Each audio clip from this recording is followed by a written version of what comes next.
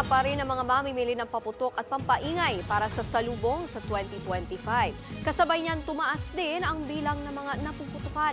At live mula sa Bukawe, Bulacan, sa frontline ng balitang yan si Gio Robles. Gio, gaano na karami ang mga naputukan?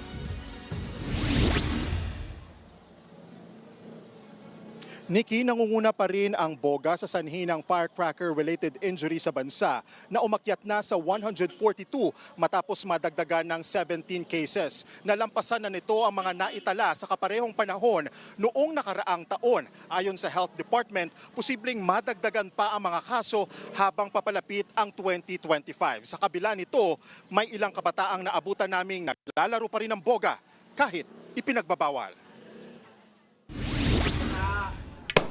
Palakasan sa pagpapaputok ng boga ang trip ng ilang kabataang ito sa Barangay 649 sa Maynila kanina. Gawa sa PVC, bote ng plastic o di kaya lata ng sardinas ang mga pampaingay.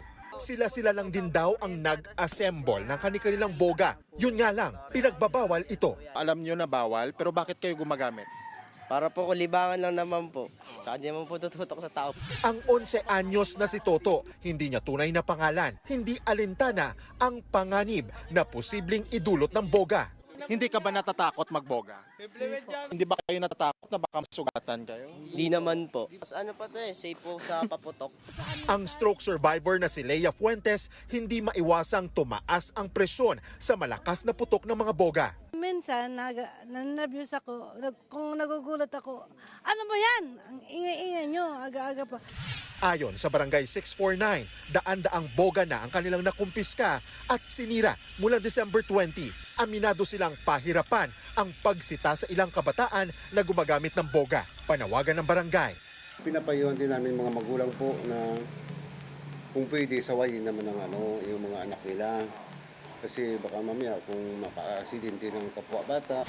Mas pinaigting rin ng Muntinlupa LGU ang kampanya kontra boga at mga iligal na paputok sa lungsod.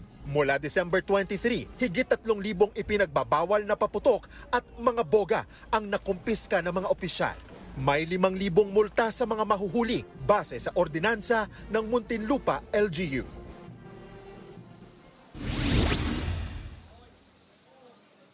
Balik dito sa Bukawi, Bulacan kung saan hile-hilera ang mga nagtitinda ng legal na mga pailaw at paputok. Ito yung mga pinapayagan ni Ki simula kanina, dagsa ang mga mamimili.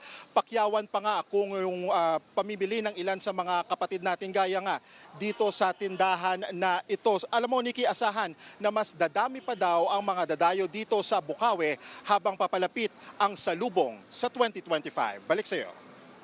Gio, meron din bang paalala ang DILG o LGU dyan tungkol sa mga gagamit ng mga legal na pampaputok? Alam mo Nikki, I didn't get that.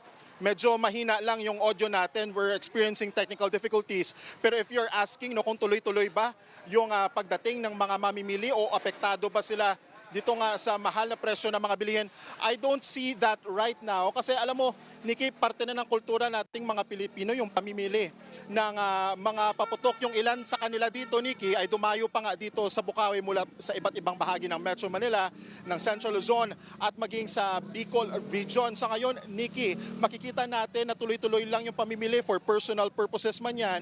Yung iba ay titinda rin nila sa kanilang mga lugar. At yung DILG, narinig ko na saglit, yung DILG naman ay hindi naman nagkulang sa paulit-ulit na o kumbaga reminder sa mga kapatid natin doon sa mga pinagbabawal like boga, watusi at iba pang malalakas na uri ng mga paputok na lubhang mapanganib nga sa kaligtasan ng mga kababayan natin. Nikki.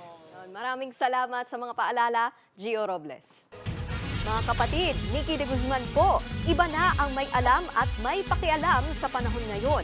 Para sa tuloy-tuloy na balitaan sa Frontline kahit weekend, mag-follow at mag-subscribe sa social media pages ng News 5.